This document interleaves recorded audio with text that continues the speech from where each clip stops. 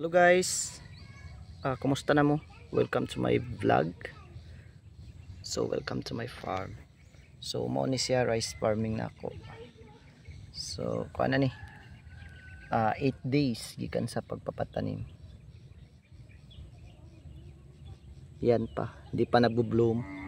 So mga 15 to 20 days ani simula pagtanim ay kailangan na to na magbigay tayo ng kahit konti lang na abono. Yan. Ganyan na ang status niya mga ka-farm.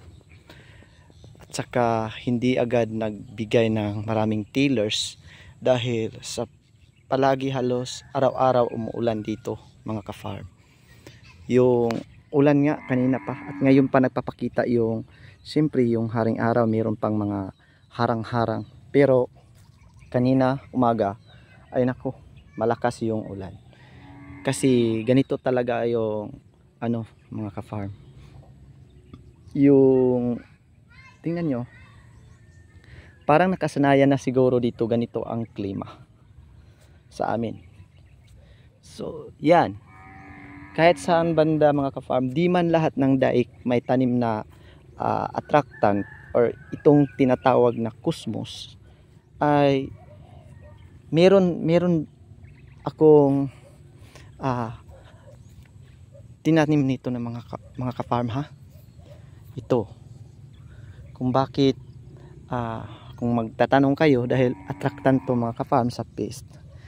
Pero hindi naman lahat na mga daik na nilagyan ko sa kaya lang or sa maaabot sa panahon, dahil ako lang naman talaga mag-isa na nagtatanim dito ng ganito. Hindi naman lahat ng mga rice farmer nagtatanim dito dahil diretso naman sila mag-spray ng mga pangontra, panglaban sa mga peste. Pero para sa akin, parang hindi naman masyado madapuan ng maraming pest or dangan yung palay natin. Ay kailangan magtanim tayo ng marami nito. Yan. Ito yung talaga yung kasi nasubukan ko na to mga ka-farm. At saka pwede rin to sa gagawa tayo ng pang-spray at saka ito ay pwede pang to siya ingredients. Yes. Idikdik lang, idurog lang tong dahon niya. Tapos yung or pwede yung buong buong plants ng marigold or kusmos. At saka isok ito sa tubig na isang buwan or 30 days. Pero yung pag-soak nito mga ka-farm, mayroon ng maraming ingredients. Yung pa-decompose ng ibak ng kambing, madridi cacao, saka yung makabuhay or panyawan, yung mapait. Yan. Ito ay isa sa mga ingredients to mga ka-farm. At saka maganda yun. Pero kadalasan yung gumagawa noon mga ka-farm ay yung mga organic practitioner. Kasi yun ang natutunan ko noong nagtitraining pa ako sa organic. Yan, mga madaming mga fermentation or concoction na pwedeng maitulong sa atin upang makatulong din na maibalik ang natural sa ating lupa at hindi na maging addict at lulong sa synthetic chemicals. Yun. Kasi kung palagi tayong gumamit ng mga synthetic chemicals, synthetic fertilizer, maging acidic yung lupa natin mga ka-farm. Dito sa akin is di naman masyado, pampaano lang, pangpaangat kunti, papadami agad kunti ng pang sa mga tillers, dahil kung hindi tayo magbigay, syempre wala naman tayong preparasyon na ginawang pang organic nga fertilizer.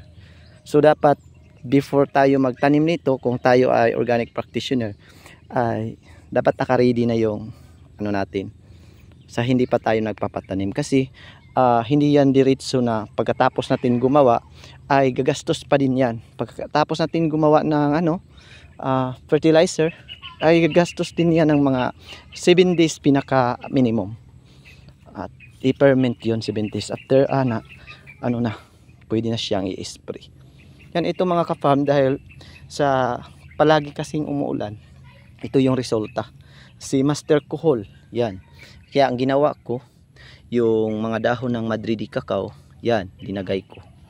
para dyan sila kakain. So that's it mga ka-farm. Thank you so much for watching. Ito lang naman na ang update ko sa inyo at pinakita ko yung rice farm ko dito sa amin. Bye bye, keep safe everyone.